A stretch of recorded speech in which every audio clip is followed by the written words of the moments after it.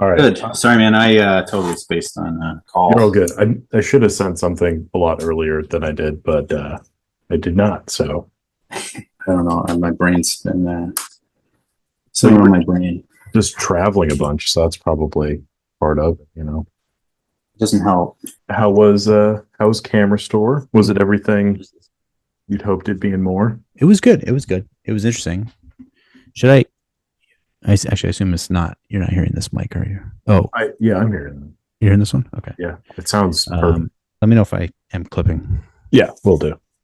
And okay, if I breathe, can you hear that? Is it like, It's yeah. Maybe just I get a little more the cardioid. So, what if I talk like this over it? uh, yeah, that should be fine. That should work. I don't know. I hate audio engineering. I am so bad at it. Like I took an audio class and I learned how to wrap the cable, and that's all I remember. It's like wrapping XLR cables. The rest of it, I'm Wrapping like, technique. yeah, maybe. I don't know. It's supposed to be like over under or whatever, which is different than how you do. And it's so fucking dumb. But anyway, your travels, they went well. Yeah, it was good. Finland was interesting. It's a pretty boring is the wrong word. It's not like tourist centric. It's really it's not, no, it's not boring, but it's just people just doing, living their lives, right? It's not some party town. The weather was okay. The weather wasn't bad. A lot of clouds. So Yeah. but that's what I get for going there in October. I was gonna say we're getting a lot of that over here too. Looking outside, it's all overcast and stuff. I love it. Did you get to meet Nico? Yeah, I spent so I got there pretty early in the day. Spent a lot of time with Nico. He gave me a tour. Him and Yuho gave me a tour. Nice. Took me down to the dungeon where they keep all the stuff that they have in there, like lengthy repair queue and all that stuff. And I told him about all their whole process of how they, bring stuff in and provide quotes, and they just catalog everything and bin it and photograph it and get it ready for sale and clean it and all that. I could see all their equipment, which was nice because I'd never actually seen any like pro grade camera testing equipment in person. Mm-hmm. Like I'd never seen like a lens collimator. I got to take a peek at those. I'd never seen a Kairitsu tester before. Mm-hmm. And then we spent a bunch of time working with the tester. They were doing a bunch of comparison work, comparing my tester to their other stuff and showing off their own custom tester, which they've developed, which is like a really it's quite high end. It's really, really fancy. But it's really like design. It's not designed to be made at scale. It's much too expensive to produce. Right. But it was interesting to see how they handled the different kinds of problems. They hired some old Nokia engineers, they said, who basically, I mean, like they built a machine they built it the way that you would build a machine if somebody said, we need 5 of these, you high parts price to keep the engineering time down. Yeah. And they did a good job of it. It's a nice unit, but it's expensive. And I think for them also, it's too expensive and maybe a little more, well, it's not very portable. It's quite large. Mm-hmm. It has a really big light panel and stuff, which is nice, but it's this big box. Right. So it's not really portable. And so that's one of the reasons they're interested in my one. Yeah. I got to spend the day there with them. And then, spend less time with Nico. We had lots of time to chat. It was great. It was really nice. It was definitely the highlight of the trip. Is he bringing any of his news videos back? Because fucking itching for him.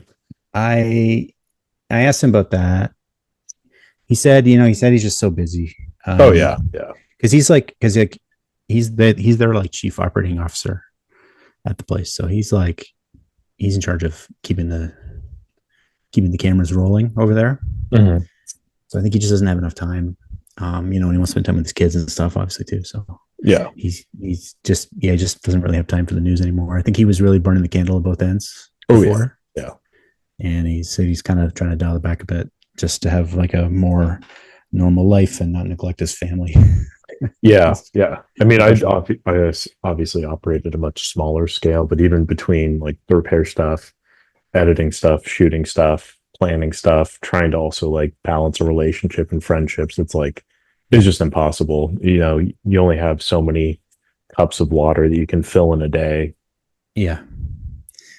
Yeah.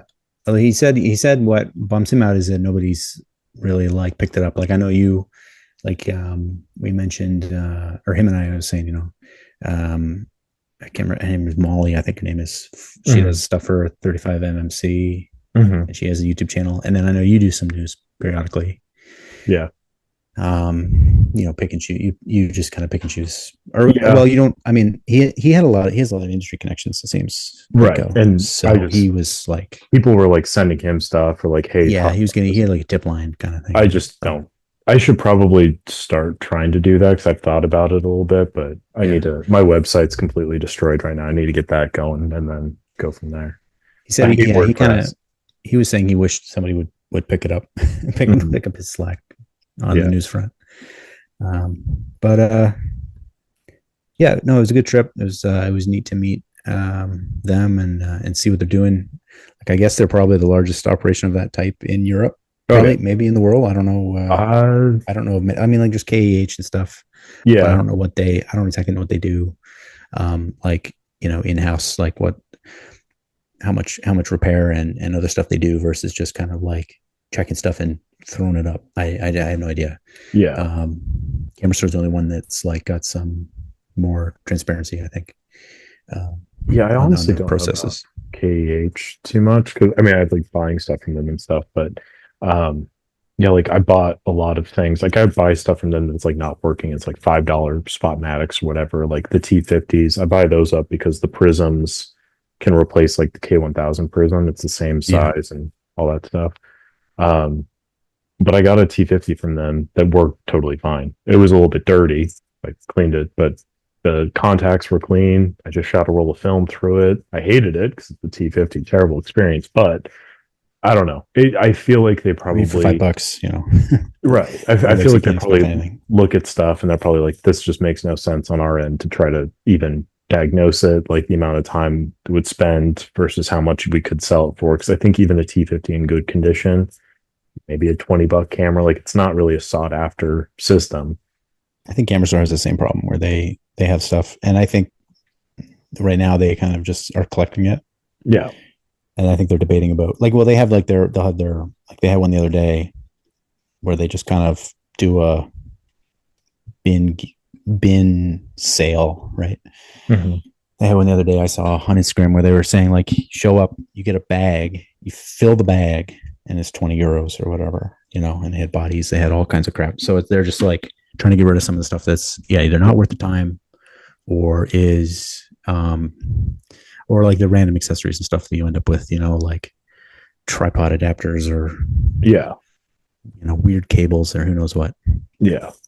I have again smaller scale, but same issue. Like I just will get a box full of like random bodies and I'll be like throw it up on eBay like $5, please just buy it. And then people have, but I Yeah. disclose that none of them work or they're not tested or whatever. But people are like, yeah, I'll have that. I'm like, hey, more power to you. But yeah. Anyway, what fun. Okay, so since this is our part two, Yeah. cut back to like a little intro. So if you want to do a little hi, my name is Matt. This is my company. This is where the name came from. All that stuff for the people who missed the first iteration there. Yeah. Let me think. I don't even know. How should I start it? Your name is Matt. You live in Yes. Canada. You're the owner, operator, mind behind Reveni Labs. Right. Reveni stands for, or could mean return, if I remember correctly. Yeah, you're right. It's a verb. Yeah. Yeah, verb. Because you're messing around with Google Translate. And see, You retained a lot. Well, I guess you yeah, had to edit that video too, right? So you yeah, had to, that definitely helped. yeah. Yeah. You don't really care too much for Tim Hortons, not that you don't like them, but just because you don't need the extra sugar and you prefer to make your coffee at home and you like black coffee. Very nice. All right, sweet. Want Fucking me to say nailed that it. all again? Should I be in my words or you Oh, I think that's I think we just leave it there. That's do the perfect. recap? Okay. Yeah. Yeah. I mean, you hit all the points. The Tim Hortons bit was really the main focal point for me at least. So got to Tim get that. Hortons is a love hate thing up here. I think There's a Yeah. lot of people who really prefer, Starbucks, or, I mean, we don't have Dunkin' Donuts. We don't have, We don't there's have not really Dunkin' another Donuts big up here. chain. Like, Oh, there's really? no, yeah, none in Oregon. It's the weirdest Mm. thing. But Yeah, hey, like there's no other big chains. Tim Hortons has like the budget yeah, coffee covered, like lockdown. There's lots of little independent places, and then there's Starbucks. Like that's the only other big chain. There's really no other chains. There used to be Coffee Time was one. They died, and there's no Dunkin' up here. Some people like McDonald's coffee, I think, but yeah, I think it tastes like cigarette butts mostly. yeah. I've had that experience. For me, it's either, oh, great, this is brown, lukewarm water, or yeah, somebody just put some water in an ashtray. And Yeah, with yeah, Starbucks, like I just drink black coffee and it's just burnt. It's been sitting out for like 6 hours and just sludge. And like, this yeah, is, yeah, there's really good coffee here in Portland, but I just prefer to make it at home too because I don't have that kind of budget. So, yeah. It's really it can be really expensive. Actually, what blew my mind was like a black coffee in Finland was I think like €4.50, which is like I don't know US. That's $5 that's about just what it is for. here. Oh, really? Oh, Oh, because I yeah. think here it's like maybe $3 or 3.25 or something just for a black, like Yeah. No, venti. it is it's exploitation up here. We got that fucking Portland. We don't have sales tax, but we have the Portland inflation tax of like Oh, okay. everything is just more than it should be. Yeah, I'll get Mhm. like a cup of coffee, like 12, 16 ounce at some places can be $5, 5.50. One time I didn't get coffee at this place, but I saw it at 6.50 for 12 ounces. And Wow. it was just, yeah.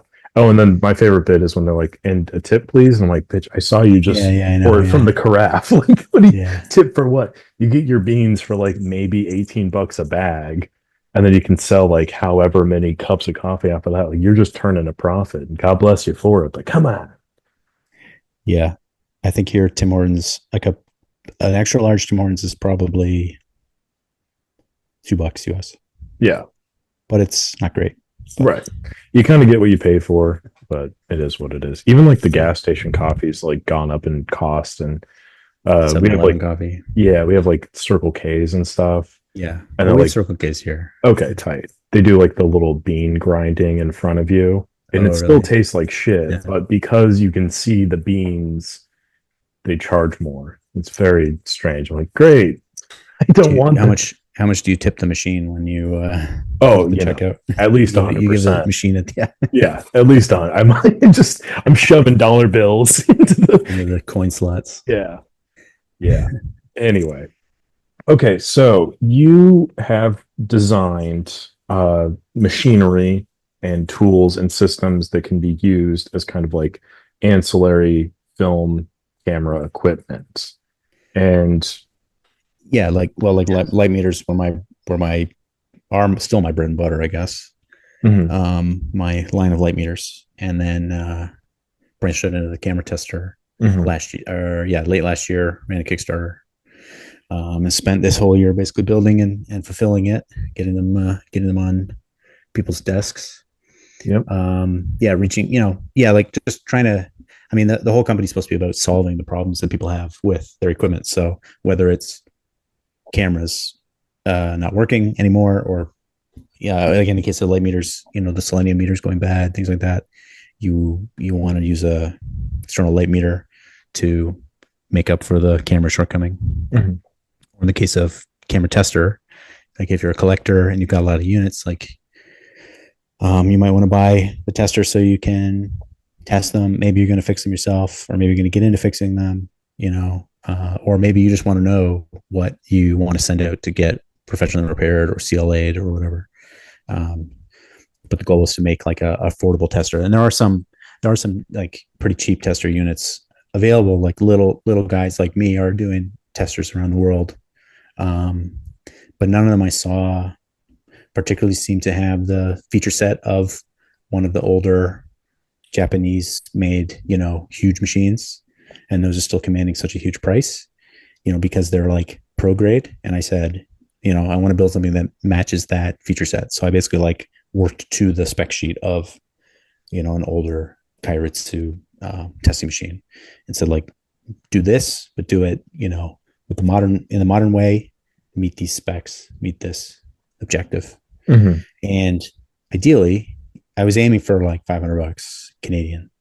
And ended up being, it ended up being more expensive. So I've been selling for 650 Canadian now, which is just under 500 US. But the idea was to make it like, get it out of I have to make money with this territory and get it into I can buy this because I'm a hobbyist. I'm a serious hobbyist territory. Like, the cost of a nice camera basically now, or a nice body or whatever. You can get this testing machine and you can see how all your stuff works without having to, do extensive film testing or Right. or just guessing, right? So many people Because end up just guessing. the film is not getting any cheaper, and like you can get a roll of film, a pan or whatever, and like, deal with that, develop it and all that. But that doesn't really, if you're not going out with the mentality of like, okay, I need to test it in all these different conditions, all the different speeds and stuff, like you can't do all of that with 24 exposures all the time. And it's just, in my mind at least, it's much more practical, I think, just to have the tester unit. Obviously, this is coming from somebody who does repair stuff, so a little bit of a skewed perspective, but I think it's much more reasonable now to conceive getting a tester unit, because before, like you said, the pro units were really all that was on the market that was going to meet those same standards of quality and consistency. But even then, they're 40 years old or somewhere in that range, untested, being sold for like $3,000 plus. And even if you can find them, like they're hard to find. You go on ebay.com and you're going to find, like, I think there's one of them that's been hanging around on there.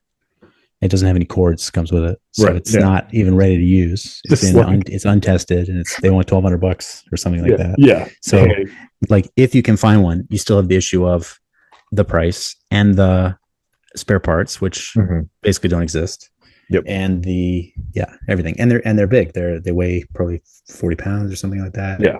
And I mean, you saw them in person. They take up a big footprint. And they sure do. Yeah. They're 1.5 feet tall and 2 feet deep. Yeah. And a foot wide or something like that. And they've got all this rigging coming off the front and that. Yeah. Like they're serious unit. And they're nice. Like, like it's cool, but like, they're cool to have, but you don't want to try to find one and buy one and keep it working. Right. And that's kind of when I was working at the shop, I mentioned this in our first cut, but we had, I think, like 4 or 5 in the shop, and you can kind of go from one to the next, and all kind of within tolerance, but like you would get different readings per machine on the same system.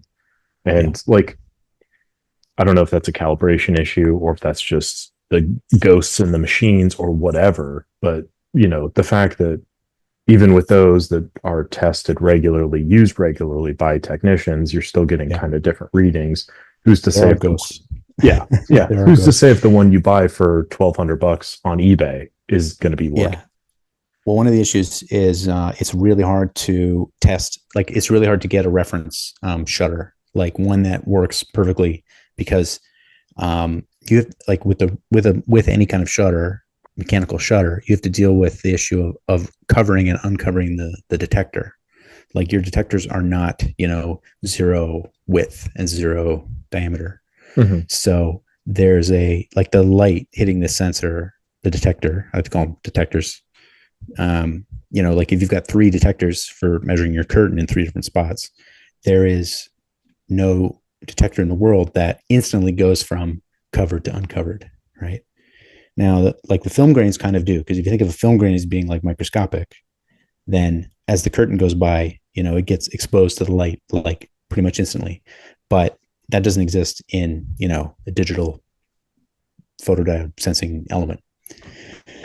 So you're stuck with this error, and that error, when the curtain is, when you've got this traveling slit, that error is like non-trivial. Like, it's a substantial part of your exposure time. So you have to figure out ways to deal with that. And it involves having like corrective factors based on the brightness, measured brightness, and trying to cancel out that rise time and that fall time, or figure out where that rise-time fall time is. Because, like, for example, I use a high-speed digital detector, but the thing is that it's only just digitized on the output. Like it goes straight from 0 to 1, but inside the light is increasing at a rate. The light is still analog.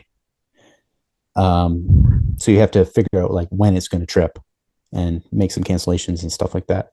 And then also by having multiple sensors, you can figure out the velocity of the curtains, and you can use that to figure out how long you're expecting it to take that curtain to expose that diameter of a detector. Mm-hmm. So you can use all this information to like fine tune it. But again, you don't have a good reference shutter. Like you can't just blink a light at it, right? Because that just doesn't emulate the result. So my solution was to buy a like late film era, high like pro grade SLR body, and kind of try to call that good. So I bought a Minolta Maxim 9, which can go up to 1/12,000th of a second shutter speed, and was made probably, I don't know, 2004 or something like that. So it's kind of like I use it as my reference body. Mm-hmm. And that sort of helped me work on the development, try to dial things in. So I got them in my mind mixed up there a little bit, because there's the Maxim 9000, I think, and that has an advanced lever, but it has the autofocus still. No, And this one is a big beefy. Yes. Yeah. That's late model Minolta, or Alpha. They call it an Alpha 9. This one came from Japan, so it's marked as an Alpha 9. But in the States, it was a Maxim 9. Gotcha. Okay. 2003 or so, I think. And then I think actually this same body went into the Sony Alpha 850 or something. I can't remember the one. They had like their full frame, like, I don't know, like 2008 or something like that. They had a full frame DSLR, 24 megapixel or whatever. It was like $4,000. I think it's the same chassis, I think. Virtually the same chassis, magnesium housing and all that. And this one, it seems to perform really well. Like it's consistent. It seems to be really consistent. I'd heard that it has like its own integrated like auto compensating functionality or something. Like it has curtain contacts or something like that, so it knows when the curtains drop, and it can like electronically compensate for wear in the curtains. That's what I heard. So I've been using that as a reference model. I tried to build like an anatomical model of a shutter by having like a spinning wheel with slits in it. Try to build like a reference shutter. Right. And it worked, but it wasn't as good as I think this thing performs.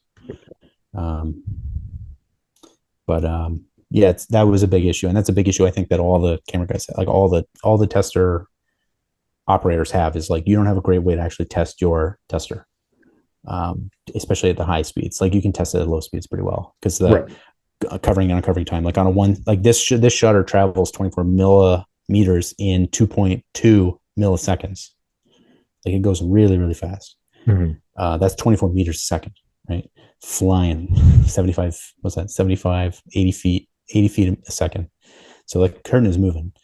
So if you've got a 1 second shutter time, like the amount of time it takes for the shutter to move is irrelevant compared to the total exposure time. So, but when you get up to like 1/2000th to 1/4000th, like now those little things are a big deal. Like now you have a traveling slit, things like that are getting, especially on some of those old like F3s and stuff. Some of the Nikons that do 1/4000th, like they're tiny little traveling slit shutter, and you really have to be careful when you're trying to measure that accurately. Yeah, so I'm not saying and yeah and agreeing with. I'm not trying to be as active a listener, because I noticed that when I was doing that, it kept cutting back to me on the Zoom recording. Okay. And it was really annoying to edit, because I was like, you'd be talking and then it'd just be a shot of me like reacting to you, and I was like, this is dumb. So I'm like, I'm trying to just let you talk, but I am sorry if that seems as I'll try to. All right, I'll try to not make any noise too. Then. no, you're no worries. Um, okay, so that's a very like interesting insight to I think how the sausage is made, because I think a lot of people look at it and they're just like, cool, a thing. But Yeah.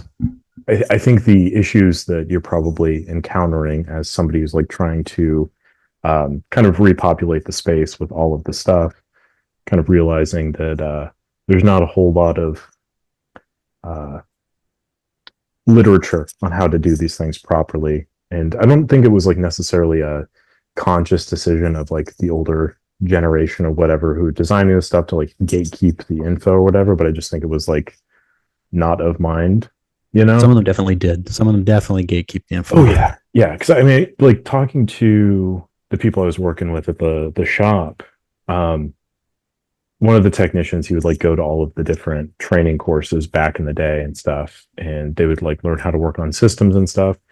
And I would ask him like questions, and depending on his mood, he'd either be like super forthcoming, tell me all the stuff, or he'd be like, you know, he's fucking short with me and stuff. So it kind of fluctuates. But then also I'd be like, yeah, I'm having like this really unique issue. And he was like, oh, it's a simple solution or whatever. But like, I guess in his mind, he just doesn't view it as important to share. So I don't think it's like a conscious thing necessarily. Yeah, there can be a lot of. I mean, this is a problem with like teachers, right? Is a lot of people can be really smart and can know a lot of stuff, but they can't communicate it, right? Right. And that happens with everything. It happens Yeah. in any field. So it's probably the same case of this guy's like, oh, well, that's obvious or whatever. It's only obvious to him because he's been doing it for 40 years, right? Exactly. Like, Exactly. and yeah, so he forgets. It's easy to forget how much you take for granted Especially what you if already it's know. something you're doing all the time, it's just like kind of ingrained. But I also think too, there's a lot of like people that were kind of growing up in the space of like film and stuff. Like it's not, it doesn't have that same kind of allure or excitement as someone like myself who's a little bit younger, kind of revisiting the field. They're like living through the development of film cameras and film and all this stuff, then translating that into digital. I think a lot of people just like digital makes so much more sense. Why would you want to shoot film? Why do you care about any of this stuff? Just use the new Yeah, stuff because it's better. it's obviously So not utilitarian. Shooting film no, is not the way to get a picture if you want a picture, right. right? It's a process. Yeah. There are easier ways to get photos. Yes. That's why film died for a while. Yeah. Yeah. That's a very good way to put it. There's easier ways. Yeah. Anyway. So okay. The what I kind of derived from our previous discussion, your inspiration for the testing machine was for, testing equipment, testing whatever cameras you have for the consumer, for the wannabe repair person and whatnot. Do you have any similar inspirations for future projects or anything else that kind of leads into that, or anything you're looking ahead? Or also, to be fair, you did do it like, I think your turnaround from the Kickstarter to production is insane. Like that, like sub a year pretty much. Like that's pretty bonkers. So if you Yeah, I want to mean, cool your mind, that also works too. well, I do and I don't. Like, I've been working on. Well, I've been trying. I mean, it's hard to like work on coming up with ideas, but I've been trying to find another, new big thing to pursue after this because it's slowing down and like the people who want them are buying them. They're still selling well and stuff, but like I want to keep churning, right? I should always be working on something else new. As far as test equipment goes, I haven't really found anything that I think is going to be amazing. I have been working on, actually, just in the last couple of days, I finished even a prototype is a strong word for it. I suppose it's a prototype. It's mostly proof of concept of a autocollimator design for doing lens testing, Mhm. which works pretty well, but it's all like 3D printed and it looks like crap, and it works, but it like barely works. Like it works, like you can see that fundamentally it works, but that it's not nice to use or pretty.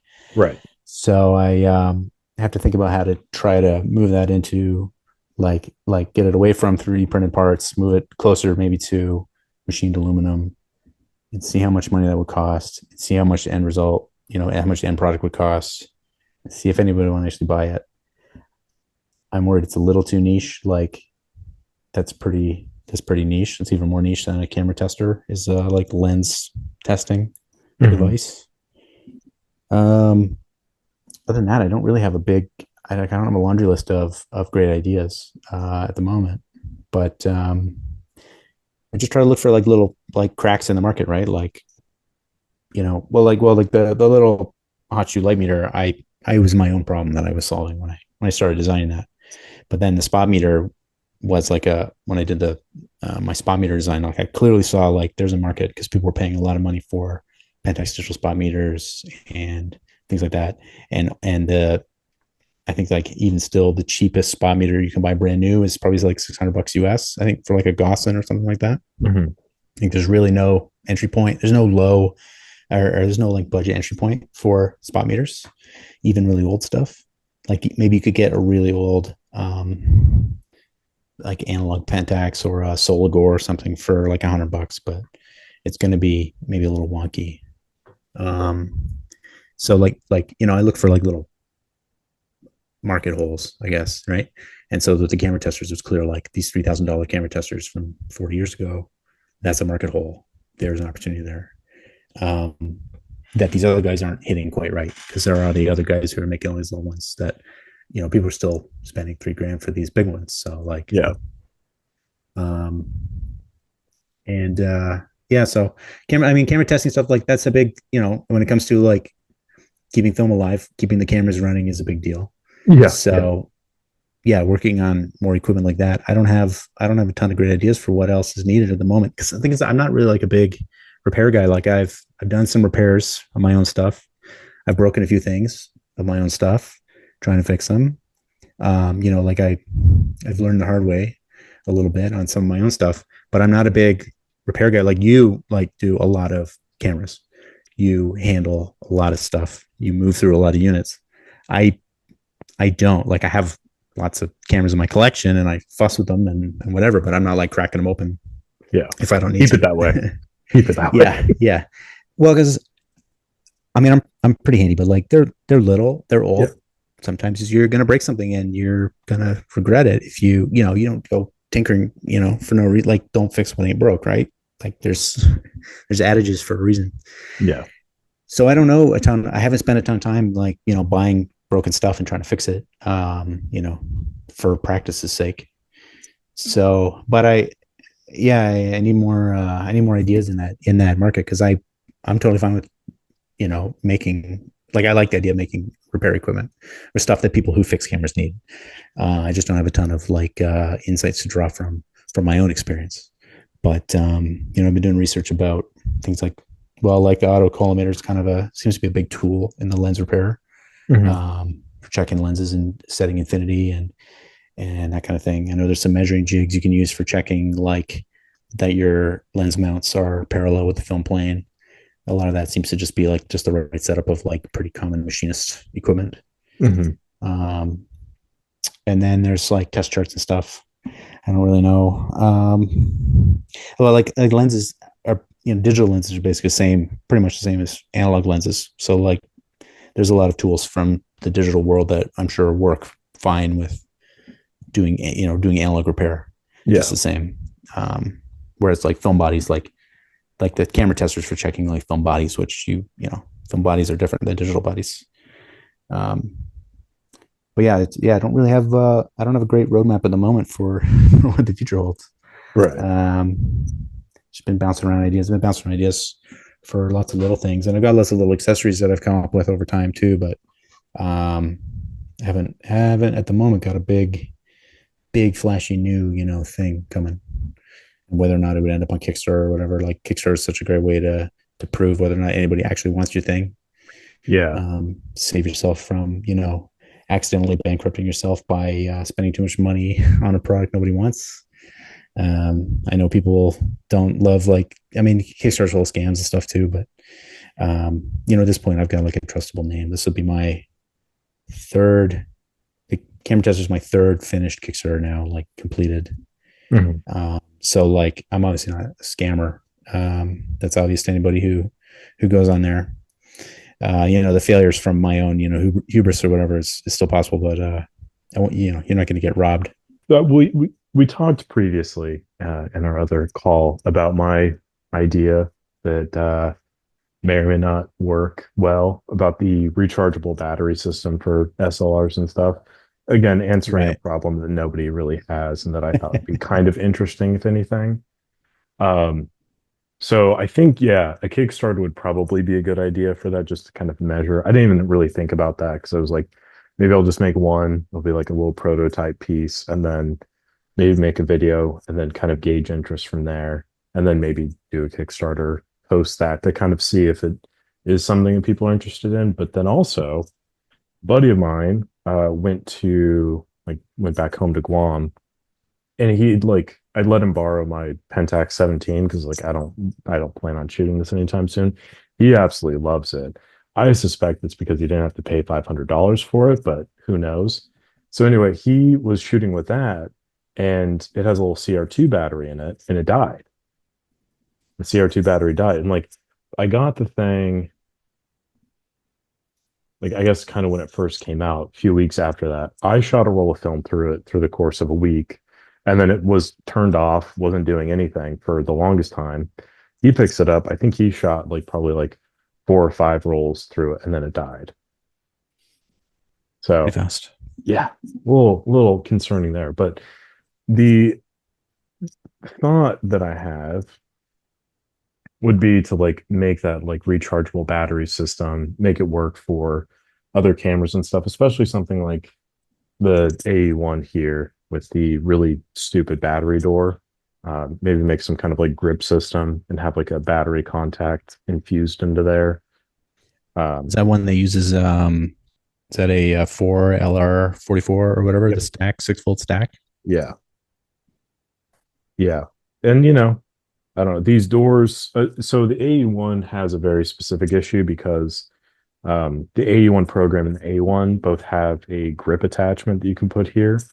So the replacement doors kind of look virtually identical. Here they have like a little latch system, but in the original doors there is a like kind of shoulder screw with a like fixed washer, and it's designed to hold that latch perfectly in place. If the 3D printed model doesn't have that screw, so the latch just kind of like hangs in there. It doesn't really work as well as the original one does.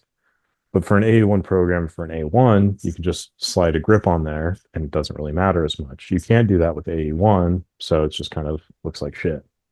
Could you just add the screw? I don't, I tried looking years ago to see if I could find a screw that's similar that would work, and I've never really been able to. Kind of gave up for a little bit because I have enough like spares that I just replace them. But yeah, it's just kind of one of those things. It was like, it's a very specific type of screw, and I thought I had one. I think I might have used it already, but I have like a little box of them somewhere. So you can replace the screw for the other doors, but anyway, it's a very like specific issue that I don't think anybody is like clamoring for a solution to. But hey, listen, it is what it is. There's a lot of little problems, really little Mhm. problems, like things like that, where the number of customers are like, incredibly small. Yeah.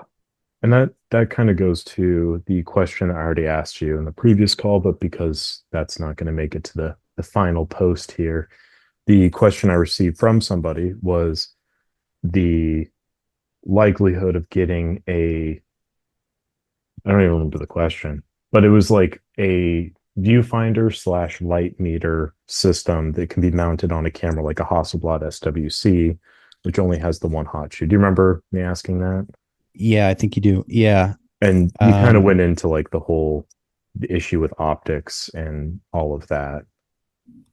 Optics is tough. Optics is tough in small quantities. Like I know there's there's guys in China now that are selling all kinds of viewfinders. Like they've made molds and they're casting acrylic lenses for viewfinders and stuff. which is great. I'm sure that's like if you had 1,000 units that you could sell, you could get into making like the custom molds. It wouldn't be too burdensome. Um,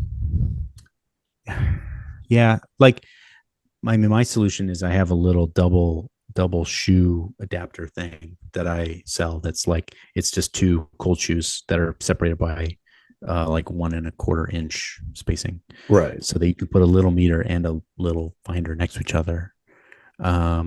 Which I mean, I guess with SWCs and stuff, you need like a specific viewfinder. You can't just grab some arbitrary because like they make generic 28 millimeters or whatever, or generic 35 millimeter ones, but they don't make square frame line 40 millimeter on 6x6 or whatever, or Yeah. 38 millimeter on Yeah, I six think by at six 38. Yeah. SWC things, right? So Yeah. well, with a bubble level, right? You have to have Yes. or they have a visible bubble level, I think, on the official ones, right?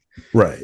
And So it kind of, again, in terms of like solving problems, I got one person asking that. I don't think I've like, and it's a good, honest question, but like that's one customer. So yeah, to make that worth your time to produce it, to research the tools that are needed to create that thing, the price would be kind of exorbitant. And it ultimately is just kind of, yeah.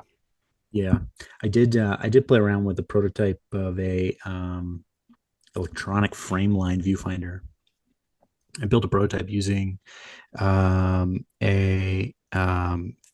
what was it? It was a like a Canon Owl Oh, point and yeah. shoot. Yeah. So they've got Yeah. these huge viewfinders, Huge huge viewfinder. viewfinders. So I took the optics out of that. I made a little. Actually, previously I'd already. Actually, I think I found online the model. There's somebody put online a 3D printable model to take the Owl viewfinder elements and make a cold shoe viewfinder, standalone viewfinder using those elements. Mm-hmm. I took that model and adapted it, and I added I think I took an element out of the middle of the thing because I needed space, and I put a beam splitter inside there Mm-hmm. at a 45-degree angle, and then I put um, I think I put a lens, one of the rear like viewing lenses from one of my spot meters, which is like a biconvex like magnifying lens, and then I put one of the screens from a spot meter in a box. So, and then I programmed, like I had it plugged into an Arduino, and it would show frame lines on the screen, but they would appear virtually in your view when you were looking through the viewfinder. And the only problem is it's huge, but it basically worked kind of like the Fuji's digital rangefinder stuff, where they have the Right. hybrid viewfinder. It was like a hybrid viewfinder thing. Hmm.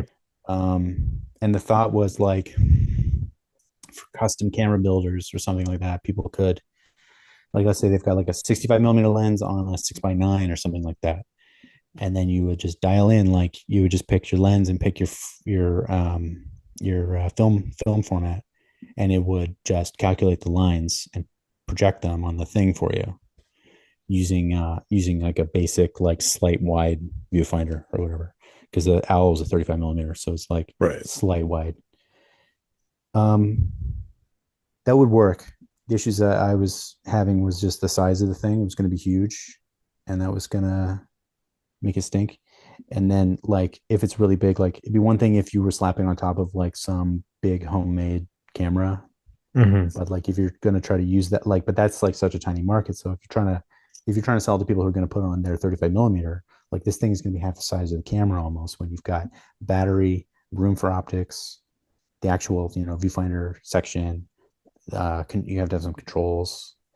You have all this crap, put it in this box, and it's going to be like, it's going to look like garbage. So Right. idea died on the vine, but I did build a prototype where it worked really well. I had a virtual frame lines and stuff. They were a little distorted. It was another issue because the slight wide optics of the thing was like, because it was in the middle of the lens stack. The Right. beam splitter was in the middle of the lens stack of this viewfinder, so the frame lines got warped a little bit too. They were a little bit like pointy on the corners. but it did work. It did work pretty well. It was kind of neat. I could have pursued it more if I had a better sense of where it was going. But Right, right. I do have kind of a, I don't know, question off of that a little bit. I did a piece kind of recently. You're talking about like the frame lines and on the viewfinder stuff, and it makes me think of the Bessa L that I have. I told you yeah, about. Um, and it's a like the inner workings. It's all Cosina's like shutter system that they use for like the T60 and the Olympus. There was like a whole host of cameras that use the same internal systems, and people just like slap their names on it. yeah. With that as a kind of baseline rubric, the Cosina shutter system, how likely from because like I just repair stuff. I don't really build stuff too often. I try to avoid it. But as a builder of things, an engineer of sorts, how likely do you think it would be to like just reproduce that? Like the mechanical Yeah, at like like that sort kind of minimum basic camera in that sense, like that, like the yeah, Bessa L is like just a box, right? pretty So much. Yeah. it's yeah. I mean, reproducing it like a mechanical shutter with the mechanical timing, Hmm. that I don't really know. I mean, it wouldn't be easy to do because there's nothing like currently available that would sort of fit the bill. So you'd have to go and try to reverse engineer something like the Cosina one or something Right. older, maybe. Try to find something, even if you could find something simpler that worked, well enough. Because those ones are like pretty good, but they're probably also pretty complicated. Yeah. Uh, Yeah. but what I have thought about, like, there's plenty of full frame DSLRs that use vertical blind shutters. They work. Mhm. They're electronically timed, pretty easy to do.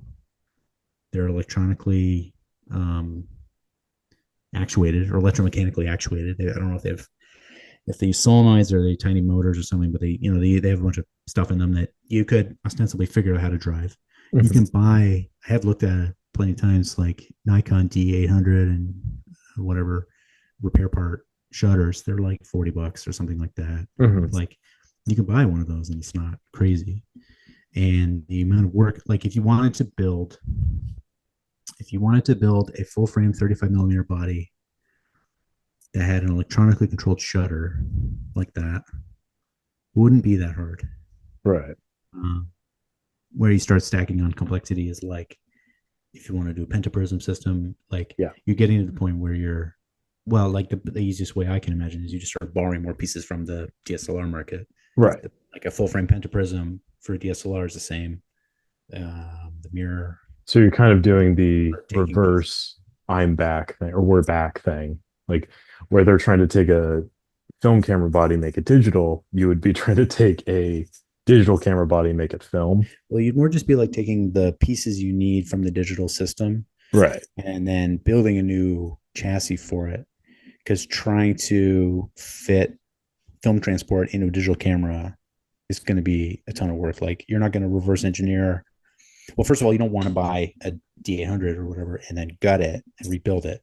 You want to pick and choose the pieces you need because you don't need Mhm. almost any of it, except for like ideally, I guess the mirror box and the shutter and the prism, Right. and then make your own lens mount, make your own, housing. You got to make a film transport. You got to make the film rails and like the film gate and rails and everything. But the hard parts, like you can replicate them that way Mhm. without, or you can pick and choose the pieces you need. And the shutter, I think, is probably the most technically complicated piece. Like Yeah. you could live without an SLR system. You could live without, like, you could live with the Bessa L of it, which is Yeah. just a box, Yeah. box for the The shutter. shutter is kind of the more complicated part. Or if you're doing something like the Pentax 17 or the Rolly where optics are included and you're not going to Yeah. be using, yeah, that's kind of been my thought too. Like if I was ever to get into the state of like, oh, make a camera, whatever, that'd be cool. But I would want it to be like M42 mount or something that you can just slap on there and be like, that's good. That's all you need to worry about, as opposed to like, here's the optics, because all it's like optics and audio stuff all over my head. It makes no sense to me. But Like the optic stuff, like it's not crazy. Like it's all well understood stuff. Yeah, Like the difficulty is you understanding the pieces you need to get the job done. And when it exactly. comes to lenses, like, well, the thing is, you don't. We're just dealing, like, even just dealing with like fairly small, straightforward pieces of the system. Like, we're not trying to build, like, your time, this project, this theoretical project. We're not trying to build a lens. We're just trying to No, build like a viewfinder, which is basically just some mirrors and a prism. right, right. Like, they're pretty simple. Like Yeah, you can I'm do talking more it, about like fuss the around and do it until you find like the right pieces. lens optics is just like got to make sure the Lens optics is coding is right. crazy. It's Yeah, just it's too much to deal with. But the other stuff coatings, like makes more different sense. diffraction grade Yeah. glass and stuff. It's Nope, thank you. Just my yeah, brain, like I just shut no, down. I'm just it's they're like modern cars. Like it's built upon 150 years of yeah, technological progress that yeah, you can't like crack into like just off the street. Like you gotta enter like a company and like learn from the ground up if you're gonna try to get an optical design like that. Like and I'm speaking out my ass because I'm not an optical engineer either, but right. that's the kind of thing it's you can dabble with if you want like Petzval lenses, basically, right? Like simple, um, like really simple lenses you can make pretty easily. Because if I recall correctly, I think if you make a lens that's symmetrical, so like you've got a lens element on the, you say you got three elements on the front, you put the three same elements on the back of the lens, it'll like undo whatever it did. Like there's some lens symmetry thing where you can make a lens that's like they're really simple, but they work. Um, like you can just make a really simple lens using Mhm. symmetrical lens design or something like that. Um, it's fairly easy to make a really simple lens, but to make like the modern lenses, like zooms and stuff, are really really complicated, Yeah, and special. They use all kinds of software and stuff to make and then they're making the elements too. Like even if you could design it, aspherical elements and stuff, like you yeah. need special lens grinders and all this thing, like My crazy buddy stuff. was like showing me like some of the stuff and like all the different like flex cables that run along the lens barrel and the different zoom guides, and this one works specifically for this model but not for this one, and like this one will go bad so you need to repair it and replace it with a different thing, and then like it's just like I feel like I can kind of conceptualize that with like camera stuff because I'm just a little bit more well versed in that. So it's like, oh yeah, like that makes sense. But then he's like dumping all this other information. My brain's just like, no, just I shut down. I'm like, I can't understand it and I refuse to. It's just too much. Um, Yeah, but yeah, the I don't know. I don't think that there is a feasible market in which you could like mass produce a theoretical project camera like we're talking about, especially for 35 millimeter. I know that there's some people that are doing it for like the one 4x5s and like larger formats, but that's a little bit more easy because from what I understand, they just make a like 3D printed body and like slap an older lens or something like that on it. it's just a box mostly. Right. Yeah, Yeah. yeah. So the whole 35 millimeter system where you have to create a shutter and then whatever film transport mechanism it's just I don't think that's like feasible too much, but it is an interesting thing to think about. And I feel like as one that talks a lot of shit about the newer cameras that are coming out, it'd be kind of cool if I could like make one that worked better than those. That way I could kind of like justify my shit talk, you know? But I just don't think that's gonna ever happen. So Yeah, I mean, you can jam together some pretty simple stuff. Like I built a camera. It's not quite a fisheye. It's pretty funky. I think it was a lens from that 35 millimeter owl, which doesn't cover. But then I put it on a 6x6 Kiev back, mhm, and I stuck that lens into an old like contour shutter that I think I got from like an old microscope camera or something like that a long time ago. mhm, Stuck that in there, so it makes a round image. Has a fixed aperture. Like I had made an aperture plate. It's like at 5.6 or something. It's stuck in there. And so it takes round photos, but they're really wide. They look pretty cool. They've got full like fall off in the on the sides. hmm. Um, and I can't remember how I think what did I do? Maybe I might have made the lens threaded and then dialed it to the right spot for infinity focus. I can't remember exactly now, but it works pretty well. Like you can hack junk together and make little cameras Yeah. without too much trouble. Um, I mean, I know people go on about like, oh, it would be cool if you had like a body, like if you had a body and then you could slap on, all the like digital, EF lenses or whatever, like all the cheap modern lenses, and that would be cool, and that would be an interesting project, but you got to figure out how to communicate with all those lenses and stuff, right? Because like they don't have any rings Yeah. anymore, right? Yeah. They've got maybe they have a zoom ring, maybe they have a mechanical zoom ring. Most of them don't have, or maybe half of them have, mechanical focus rings. And then if you get into something like the real modern stuff, like full frame, like Canon RF or whatever, or Nikon Z, Hmm. the like those don't have any mechanical rings at all. Right. Yeah. Or no, they have the zoom ring still. Yeah, but they But the other also, one is like a multifunction ring. It's just an encoder, right? It's just a right. wheel that you're spinning. So then you got to figure out how the heck you're gonna. Now you have to reverse engineer all this crap to tell the Yeah. equipment what to do.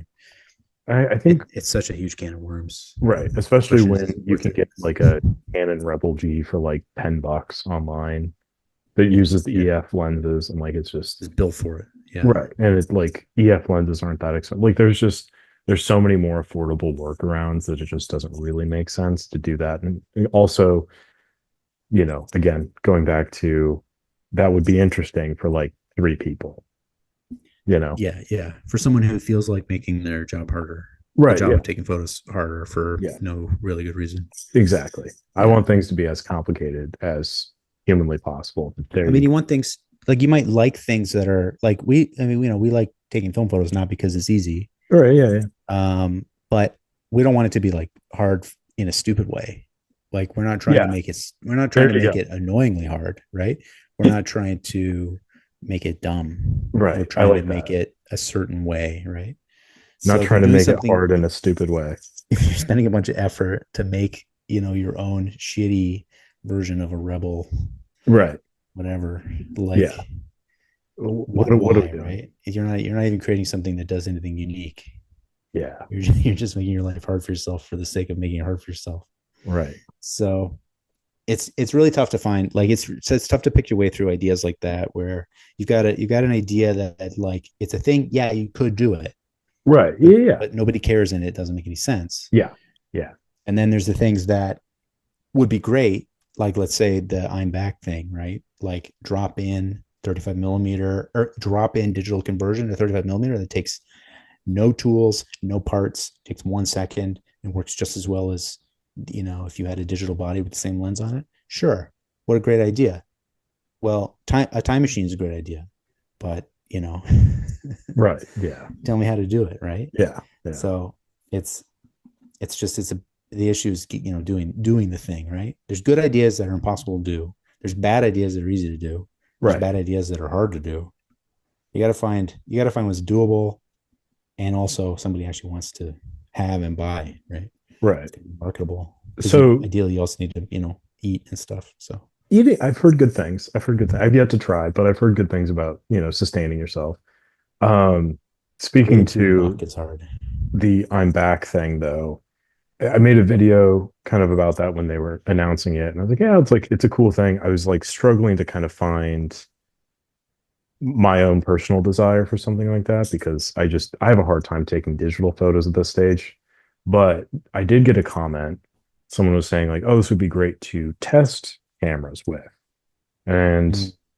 I thought that was kind of an interesting approach because like, yeah, you can test to make sure that the shutter speeds work, I guess, or like the blades aren't capping or anything like that. But To a I'm limited extent. yeah, yeah. So I was just curious, like, if you had any thoughts, given that you have a camera speed tester and have spent a lot more time in the weeds about that whole process than I have. I mean, it would be a good way to test maybe like lenses and test your lenses on the body. If it's dialed in properly that it takes good clear photos when you've got Right. a nice good lens on it. But You it's could a use it micro as a four lens third tester. sensor too. So it Yeah, but wouldn't even get the full scope no, it of wouldn't. the shutter travel. No, it wouldn't. Yeah, it wouldn't catch capping in the corners Yeah. at the edge. Okay. So never mind. That answers my own question there. But you might notice the gradient, right? Right. Yeah. Like if Yeah. the capping was bad enough, you could spot it. But the But thing is, you'd have to do it just based on exposure because the sensor is not exposing. When you set the camera to 1/125th, the digital sensor is like open ahead of time or whatever. The right. electronic shutter of the sensor is open, and then the mechanical shutter fires in front of it, and then the electronic shutter stops or whatever, and then the sensor gets read out by the processor. So Right. you don't like you're gonna like the metadata or whatever is gonna show like 1 second or something like that. Like it's gonna be some weird numbers.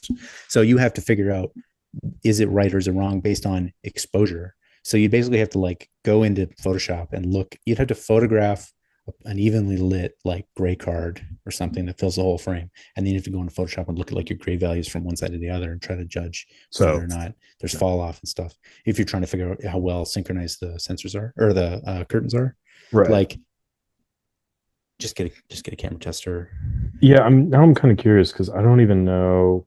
Are they For lens testing, selling? could be neat, right? Because you could use it to, if it works, like if it's dialed in great, and this body that I've got the thing installed in takes great photos with a known good lens Mhm. of a test card at whatever distance, and then you put on an unknown condition lens. You take a photo, and maybe you can judge whether the lens is wonky.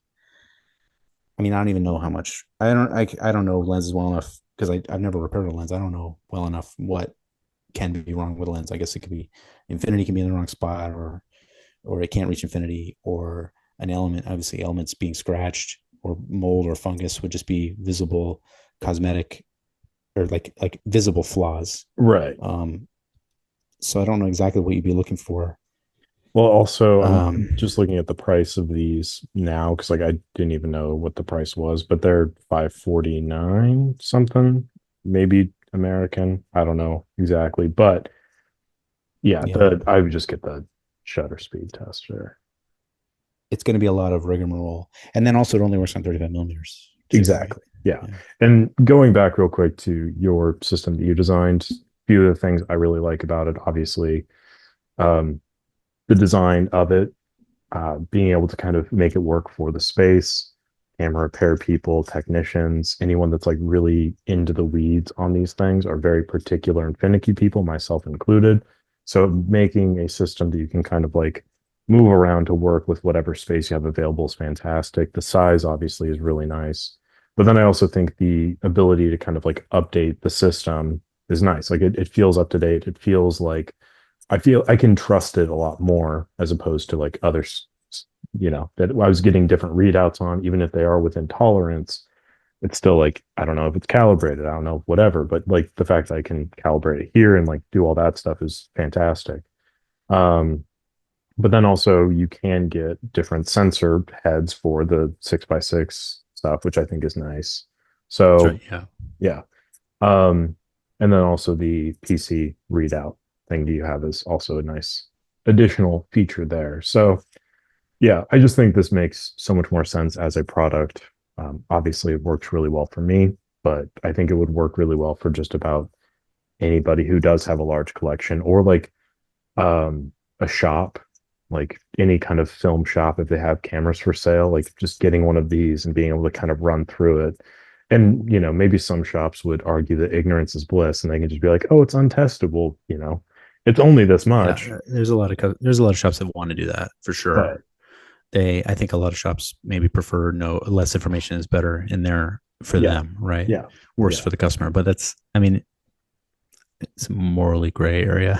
exactly. But I think for like the ethical perspective, lowering the barrier of entry to like test your stuff is just so much better. And yeah, maybe you're gonna notice that like not all of your inventory is like up to snuff and good for sale. But at the end of the day, I think if you care about the industry, if you care about the products, if you care about your consumer, you don't want to sell them bullshit, basically. Yeah, especially if you've got a brick and mortar, like if you sell them something and then they're going to come in stomping and, Yeah. they're going to come back and be a little mad at you, right? So Yeah. It's a bad I think it would look. matter a lot if you've got a brick and mortar. Yeah. You'd be worried about, Yeah, exactly. walk-ins coming back in. Right. And it's, it is very affordable for what it is. And Yeah, I don't know. I really like it quite a bit. And we are now back up to the 10 minutes left. So is there any like final things you want to go over before we wrap up? Not really. I think we covered a lot of stuff. I mean, I'm just I'm just doing my thing, trying to build stuff people need. Um, trying to meet needs I see Mhm. where I can, what proves to be possible and what people are willing to pay for. Yep. Um, so yeah, I think this one's done well. I'd love for there to be like a really easy way to develop film that's like button push Yeah. level. I don't know if we're ever going to get there. Like, you can get there, and it's by owning a big mini lab that's the size of a large photocopier and Yeah. costs $1,000 a month to keep running, whether you use it or not, or whatever. Like with chemical, like 5 gallon chemical tanks and all this stuff. Yeah. So like, it'd be cool. It'd be cool to get into that and have something in that area. But yeah, I mean, I'm just trying to serve the markets where I find them with what I find that people are looking for. Right. Well, since it's going up on YouTube, I'll say like if you are watching the video and have any thoughts as to what you get into, comment down below. Do that Yeah, whole fucking song and I'll dance keep an there. eye on it. You Yeah. can email me. You can contact me at Reveni Labs all over the place. Mhm. If you have specific questions or technical questions, I'd be more than happy to answer anybody's questions. Yeah. Um, I was actually going back to the film developing thing. I got a buddy of Mm, mine who kind of develops film for people, kind of doesn't. And I was just asking him, like, because he has a flatbed scanner, and I am yeah, now fully set on getting a DSLR mirrorless scanning setup because just like I tried the flatbed scanning for a bit, it just takes way too long, and the results are dog ass. So for yeah, it's 35 slow. millimeter especially, and I know he does like really high resolution scans and stuff, and he's like, yeah, it just literally does not make any amount of financial sense in accordance to like how much time it takes, and then like the other resources that it requires to develop film just by himself. Like it's not a sub, you know, I don't know. It was a very interesting conversation because I was thinking like, oh, it's chemicals aren't that expensive. You just get them, they work for however many rolls, and then scanning, you can just have that running in the background. But it's really not that simple. Yeah, they don't make scanners like they used to make ones where you could just feed the strip in and it would just go Yeah, and do the whole thing all at once. But now they don't really. Those are few and far between, and they're pretty old. Like I think it was Pacon made one. Or something. I think it was called Pacon. Used to make a strip scanner, but I think now you have to need like a Windows XP computer to run it or something like yeah, that. Like I think yeah, it's getting more and more difficult to get into. And obviously they don't make them anymore. Yeah, the DSLR scanning. I tried it with my mirrorless. I experimented a bit with it with like macro tubes, and it worked okay. I don't mind the flatbed so much, but I haven't shot color in a long time, like yeah, 6 years, I think. And I have an Epson V600, and it'll do black and white pretty quickly at a reasonable DPI.